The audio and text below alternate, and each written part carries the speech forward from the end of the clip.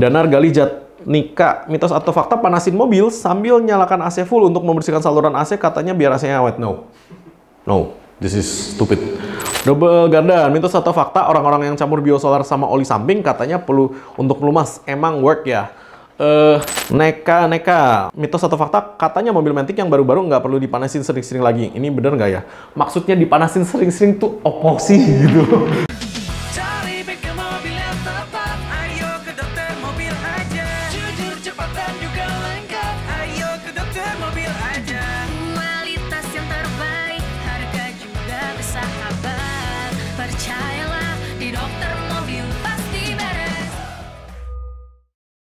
Hai Domo Lovers, balik lagi dengan saya Lung Dokter Mobil di video mitos dan fakta.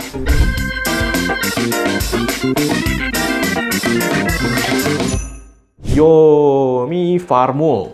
Mitos apa fakta, apakah tingkatan dingin setiap mobil berbeda? Beda cc dan merek? Iya, betul. Mercy, BMW, Audi, Lexus.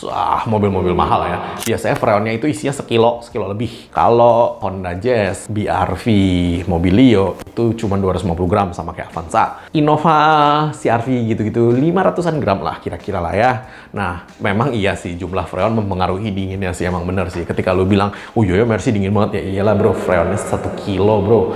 Lu bandingkan sama Avanza yang freonnya 250 gram. Tetapi hebatnya, freon 250 gram pun bisa mendinginkan interior cukup quite nice gitu loh. Tapi memang sih namanya freon sekilo, lu begitu pencet pip nyala langsung puff dingin bro. 0, berapa detik langsung puff dingin. Kalau Avanza lu tunggu dulu bentar ya, baru dia bisa dingin gitu loh. Itu iya bener. Agus Heri Purwanto, selamat sore dokter mobil, apakah coil COP pakai sistem waste spark ketika mesin sudah panas, terutama tanjakan panjang, dia akan menurun kinerjanya, nggak kayak COP? Oke, listrik adalah listrik, nggak ada urusannya nanya sama kagak. Listrik itu kan, coil itu kan si pompa tintanya ya. Busi itu kan ujung bolpennya. Nah, ketika coil itu mompa yang banyak, ya kan, ketika dia mompa yang banyak, businya harus bagus, 1, 2, groundingnya harus bagus. Karena lu pompa nih, listrik nih gede-gede nih. Kalau groundingnya lu nggak tambah kabel, itu biasanya percuma, karena ketika lu pompa banyak-banyak, nanti ketika udah penuh nih, dia negatifnya nggak bisa balik dengan benar groundingnya, itu akan turun juga kinerjanya si coil gitu loh. Jadi nggak ada urusannya sih ke naik gunung sama kinerjanya coil. Yang penting coilnya 1 bagus, 2 businya bagus, 3 groundingnya lu tambah. Kalau lu udah naikin coil, gua tetap saranin lu tambah kabel grounding. Kenapa? Biar hasilnya maksimal. Danar Galijat Nika, mitos atau fakta panasin mobil sambil nyalakan AC full untuk membersihkan saluran AC, katanya biar AC-nya awet. No, this is stupid. Ketika lu panasin mobil, lu mau olinya itu muter dan olinya itu panas. Karena kan olinya dingin ya, jadi dia belum mencapai optimal running temperature-nya si oli. Ketika olinya belum muter terus mesinnya lu kasih beban, ya jangan bro, ntar lecet loh mesinnya gitu loh. Jadi nggak ada hubungannya. Lu mau bersihin saluran AC, ngapain lu susah-susah, lu bawa aja ke dokter mobil, lagi ada promo 99.000 untuk cuci AC dibersihin, oke? Beres kan? Ali Nurdin, apakah benar harga mobil di Indonesia sama di Jepang beda jauh harganya? Iya, serius. Indonesia kena pajak 300% Bu untuk kendaraan bermotor. Di atas CC 2400 itu lu akan kena pajak barang mewah, ya kan? Nah, itu lebih mahal lagi lu bayar tahunannya. Jadi Indonesia sebenarnya lu orang bisa beli mobil sebanyak ini itu, sebenarnya lu orang udah termasuk kaya gitu loh ketimbang di negara-negara lain ya. Gue dulu beli Seviro di Australia itu cuma $2.500. Jadi cuma 25 juta bro. Gue pakai ya kan sampai gue happy gitu kan, udah selesai, gue udah mau pulang ke Indonesia, gue jual gitu kan. Emang iya sih, jadi dulu itu di sana Honda Jazz itu cuma 12.000 ya kan, maksudnya cuma 120-an juta gitu kan. Waktu itu Honda Jazz di Indonesia sudah 200 something juta gitu loh ketika itu gitu loh. Jadi emang iya sih, Indonesia sayang sekali ketika Anda beli mobil baru itu mahal. Putra Scania Official, setelan mesin lebih boros apakah membuat temperatur mesin lebih dingin? Enggak juga. Iya benar, ketika lu kecilin bisa jadi mesinnya panas, tetapi ketika lu borosin bukan berarti menjadi lebih dingin. Mesin lebih dingin itu karena pendinginannya lebih bagus. Erwin Putra Permana, apakah benar kalau oli Matic dan oli power steering itu sama? Satu jenis oli bisa substitusi. Oke. Oli power steering sebenarnya adalah hydraulic oil, ya kan? Nah, hydraulic oil itu lu bisa aja isi oli apapun. Hydraulic oil biasanya kita kalau dulu ditambang namanya oli 10 ya kan. Hydraulic oil itu biasanya apapun itulah ya. Nah, oli transmisi boleh lu pakai buat oli power steering karena memang bisa. Tapi menurut gua sih harganya jadi jauh lebih mahal ya. Karena oli power steering itu lu pakai aja oli power steering biasa, lebih murah kok gitu loh. Tapi memang bisa sih lu isi oli transmisi matic ke oli power steering, memang bisa. Cuman nggak boleh sebaliknya ya. Oli power steering jangan lu isi ke transmisi matic. Oke? Double Gardan, mitos atau fakta orang-orang yang campur biosolar sama oli samping katanya perlu untuk pelumas. Emang work ya?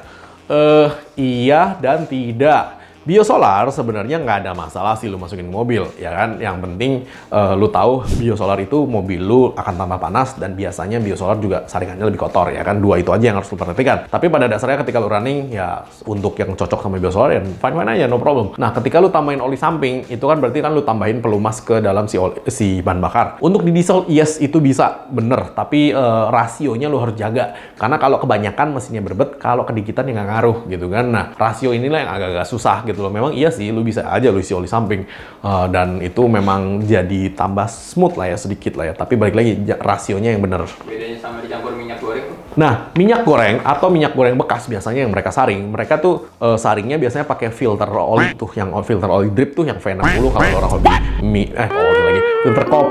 filter kopi yang V60 ketika lu orang hobi minum kopi. Nah, minyak goreng bekas itu biasanya disaring aja pakai itu supaya nggak ada residunya dan dicampur ke solar. Maksudnya adalah, misalnya nih solar 10 liter, lu campur minyak goreng 4 liter, jadi 14 liter bahan bakar yang bisa lu pakai, ketimbang lu bayar 14 liter solar, ngerti gak? Jadi begitu. Tapi, lu jangan tanya gua tentang tenaga ya, karena minyak goreng untuk dicampur ke solar tidak didesain untuk pembakaran kan. Jadi ya, hanya sekedar untuk nyampur aja, dan karena memang minyak goreng bisa terbakar, dia akan kebakar juga. Jadi ya, sebenarnya sih mereka sih menggunakan itu untuk efisiensi harga sih. Daripada gue beli solar 14 liter, ya gue beli solar 10, gue beli minyak goreng bekas 4. Karena hanya harga minyak goreng bekas kan murah banget. Nah, saringnya pakai filter kopi gitu loh. Nah, itu bisa sih, itu bisa lo lakukan. Tapi gue nggak sarankan untuk mobil common rail ya.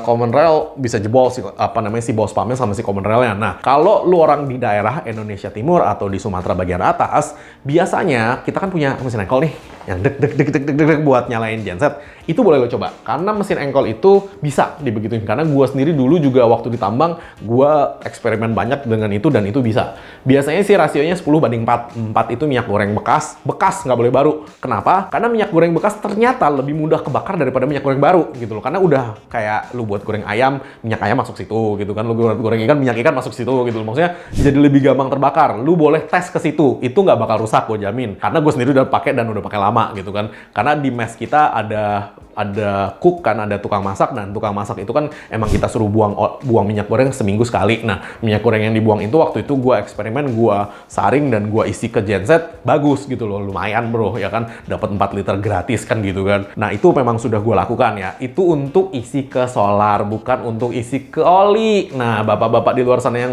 bilang isi ke oli, saran gue gini deh bro, kalau memang lu mau isi ke oli dan lu memang yakin banget sama minyak goreng, lu ganti aja 100% minyak goreng. Ngapain lu isi oli? Lah kan sekarang sama aja kayak kita bilang, minum alkohol haram, nanti merusak tubuh lu. Terus orang bilang, enggak kok, gue sehari minum seliter nggak ada masalah. Lah yang 9 liter lu minum air kagak lu hitung, kayaknya bodoh banget gitu loh. Maksudnya, lu masukin oli 3,5 liter nih misalkan, terus lu isi minyak goreng 500 liter, lu bilang 500 liternya yang bagus, yang 3,5 liter lupa gitu kan, lu kasih tahu gitu kan.